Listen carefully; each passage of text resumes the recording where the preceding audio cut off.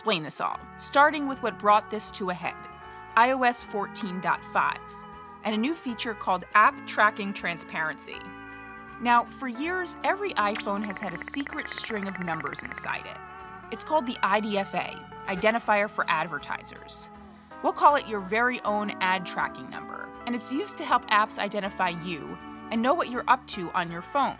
So, for instance, say Mr. Cook, let's call him user 098002, has decided to relax and download a new meditation app. The app records his number. And here's the thing, the Facebook app and other apps on his phone also have that number. If that same meditation app wants to try to get Mr. Cook on its mega super relaxing subscription plan, it can go to Facebook and say, hey, let me advertise to user 098002. If Facebook has that number and there's a match, boom, the personalized ad shows up in Mr. Cook's Facebook feed. There's another way this is all used. Say that meditation app shows ads in its feed.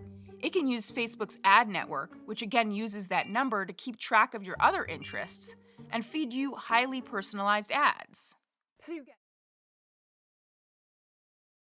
stuff. But now, with iOS 14.5, Apple turns off that ad tracker by default.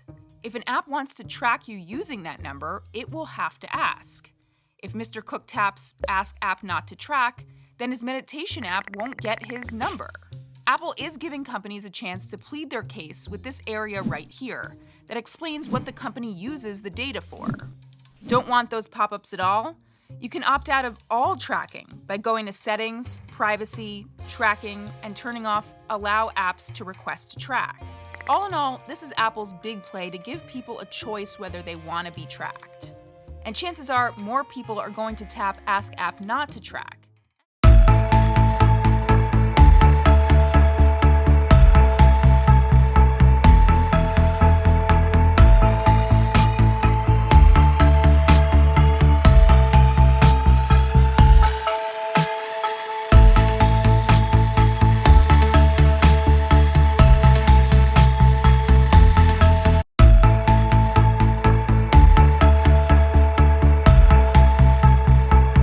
Privacy means people know what they're signing up for in plain English, and some people want to share more data than other people do. Ask them.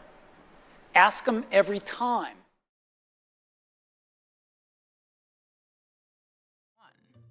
If a business is built on misleading users, on data exploitation, on choices that are no choices at all, then it does not deserve our praise. It deserves reform. At its foundation, ATT is about returning control to users, about giving them a say over how their data is handled.